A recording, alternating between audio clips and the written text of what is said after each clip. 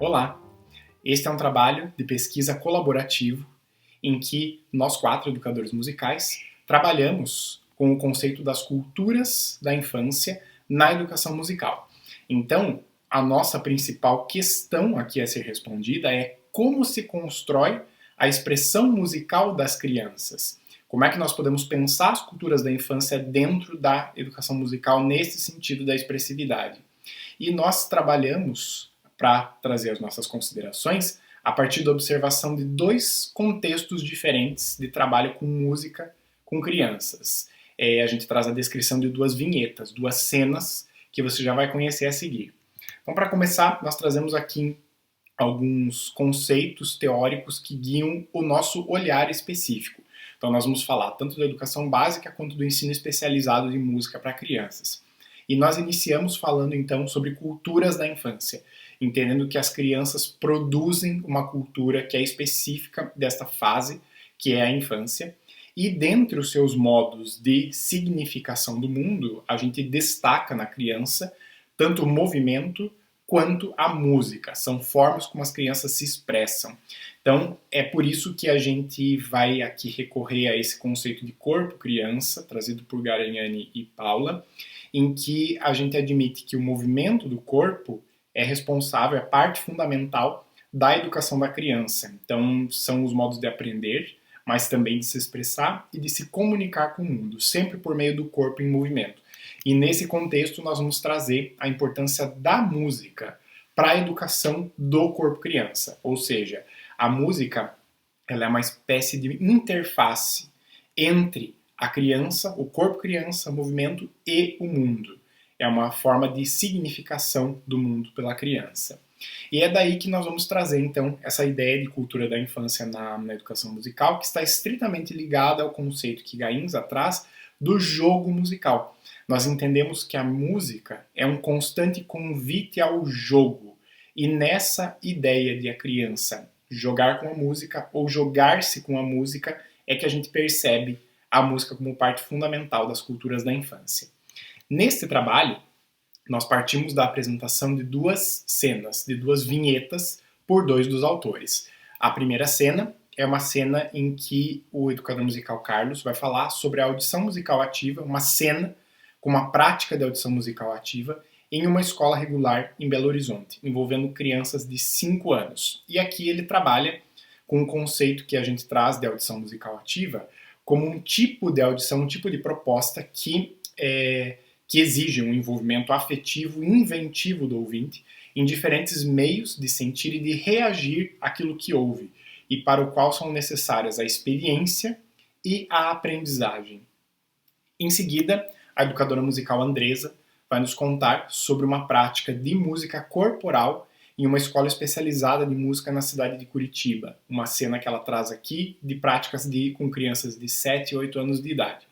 E a gente vai partir de uma definição de música corporal como toda forma de produção musical que utiliza a voz e o corpo como elementos para a expressão da musicalidade, para além do uso de instrumentos musicais, por exemplo. São essas 2 cenas que você vai conhecer agora. A atividade descrita a seguir foi realizada com crianças de 5 anos em uma escola regular. A proposta é que enquanto elas apreciassem a música poica da Cia dos Cabelos de Maria, toda vez que elas ouvissem a pausa, elas deveriam levantar as mãos. É uma apreciação ativa, repleta de dança, em que as crianças poderiam escutar a música através do seu corpo. Como há o conceito de pausa, nenhuma novidade para essas crianças, elas perceberam que não haveria nenhuma surpresa. Entretanto, é uma música desconhecida para elas, cheia de elementos surpresa. Um menino sugeriu que, enquanto eles dançassem, usassem um pompom que já havia sido utilizado anteriormente. Todos concordaram e começaram a ouvir a música. A princípio, como era uma música nova, cheia de elementos surpresa, eles demonstraram um pouco de insegurança com relação ao momento da pausa. Entretanto, logo se mostraram detentores do conhecimento da estrutura fraseológica da música, conseguindo até mesmo antever o momento em que elas deveriam levantar a mão. As surpresas logo foram deixando de ser surpresas, uma vez que as crianças também começaram a compreender a forma da música. uma parte A mais lenta, em que elas dançavam lentamente, evitando até sair do lugar, em contraste com uma parte B rápida, cheia de movimento, em que as crianças até mesmo corriam pela sala. Depois de escutarem a música, nós pudemos sentar e discutir sobre aspectos que as crianças perceberam na música. Algumas comentaram: tinha uma parte em que a gente nem podia sair direito do lugar, precisávamos dançar como bailarinas de um jeito bem suave. Mas na outra parte, era a parte de correr, de dançar com muito movimento. As crianças expressaram diversas opiniões acerca da música. Entretanto, em momento algum falaram sobre a pausa, algo que aparentemente se tornou óbvio demais para elas. Entretanto, na aula seguinte, a primeira coisa que as crianças falaram foi: professor, vamos brincar com a música da pausa? Olá, eu vim apresentar aqui a vinheta 2 desse artigo, que conta essa relação da música corporal no trabalho de educação musical que foi desenvolvido com crianças entre 7 e 8 anos de idade. Em 2020, no início de 2020, iniciou-se o período pandêmico, houve uma desestruturação até no que vamos fazer, como que as aulas vão acontecer com essas crianças, será que elas vão acontecer? As crianças estavam apresentando essa necessidade do fazer musical, relatado pelas famílias, e a primeira proposta para esse grupo de crianças desse trabalho Kitum foi a partir de um jogo também do Núcleo Educacional Barbatux. Enviei uma frase melódica, uma frase cantada por mim, para as famílias, e as crianças deveriam gravar outras frases diferentes, com outras possibilidades sonoras, e a princípio eram possibilidades sonoro-corporais. E o que foi percebido é que esse trabalho de música corporal com as crianças já estava tão internalizado e elas foram muito além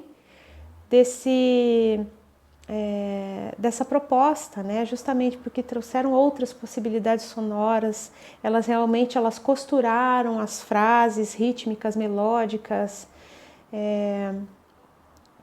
e trazendo realmente aquela percepção daquelas reflexões de comunicação, de que elas estavam ali também comunicando em comunidade. Com o início das atividades online, me questionei bastante em como que eu poderia trazer ainda essas experiências de criação musical com as crianças, que foram tão ricas nesse processo de construção, né, do fazer musical único de cada criança, justamente pelas dificuldades que as tecnologias em geral trouxeram para as aulas de música. E justamente um problema tecnológico contribuiu imensamente para a gente poder fazer um trabalho muito, muito rico em uma dessas aulas online. Em uma dessas aulas apareceu um delay, um eco, que ficou persistindo durante a aula inteira. E as crianças, aproveitando aquilo, começaram a brincar com os sons que elas faziam. E aí eu acabei propondo para que a gente pudesse produzir uma música que elas colocassem apenas pequenos elementos ou fonemas, mas sons curtos, para que todos os sons, nesse eco, nesse delay que estava aparecendo ali, ele pudesse valorizar todas as sonoridades que as crianças estavam colocando. O resultado foi muito interessante de perceber esse engajamento musical das crianças ali durante esse processo de criação, apesar dos problemas tecnológicos. E nesse sentido, não coloquei mais essa barreira em relação à tecnologia, comecei a fazer uso mais ainda e trouxe o Loop Station para as aulas. Inicialmente eu trouxe já umas frases prontas que eu já tinha composto ali para as crianças poderem improvisar em casa. Porém, elas tinham que improvisar inicialmente com os microfones fechados, justamente por conta do delay. E posteriormente a gente foi permitindo de criar e deixar os microfones abertos para essas criações. E o que podemos perceber com essas vinhetas que nos foram contadas? Articulamos a ideia da aprendizagem oculta das crianças, a partir das suas relações entre os pares. E essas aprendizagens que escapam da percepção imediata do adulto e extrapolam aquilo que foi inicialmente proposto pelo professor. Mas é isso que é responsável pela verdadeira aprendizagem musical na atividade. Assim, é também preciso entender, na segunda vinheta, que há uma orientação dada pela professora que é um elemento disparador para um jogo musical de livre criação e improviso das crianças. E a partir desta evidência do jogo musical, a gente parte para o segundo ponto de discussão. Qual é o conceito de significativo? Há aqui um duplo sentido. De que modo podemos compreender que houve um aprendizado significativo a partir da experiência musical das crianças? A ideia de uma prática musical significativa no sentido da compreensão de elementos formais e técnicos da música enquanto linguagem artística, o aprendizado musical enquanto apropriação de conceitos, mas também no sentido do envolvimento das crianças com suas experiências pessoais, jogar-se na música e com o universo que as rodeia. Então, as práticas corporais das crianças, descritas nas atividades, mostra que elas se expressaram musicalmente, utilizando conceitos da linguagem musical, mas que foram demonstrados a partir dos gestos corporais. As crianças se expressaram livremente, fazem uso da linguagem musical e do movimento corporal para isso, o que nos mostra o pleno domínio dessa linguagem artística, ou seja, a aprendizado musical. Assim, igualmente significativo é quando as crianças se apropriam dos conceitos musicais e desenvolvem elas mesmas uma definição de improvisação musical que estabelece relações com a fala, que permite em seguida ao professor uma utilização qualitativamente mais complexa de gestos e intenções nas criações musicais corporais. O terceiro elemento para a nossa discussão é o conceito de comunidade. Aqui podemos ouvir o conceito de corpo como comunidade. E é evidente que a criação e a improvisação na música corporal e nesse projeto se dão de forma coletiva e colaborativa, assim como afirmam Wojtek e Graça Boal Palheiros, que a comunidade é um meio privilegiado para realizar as experiências sociais.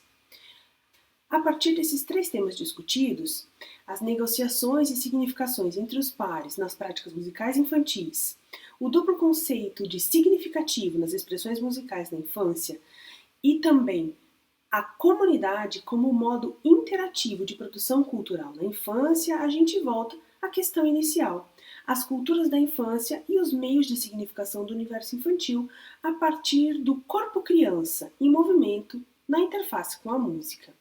O que define, então, as culturas da infância na educação musical? Considerando que a criança tem modos de significação e produtos específicos da infância, pensar as culturas infantis é ter como foco a própria criança. A criança é corpo, é movimento, o movimento é música e tudo se resume no jogo, que se define da criança na e pela música. Ao respeitarmos a existência corporal do ser humano, é preciso pensar a música na infância a partir do corpo criança e também como um ato fundamental.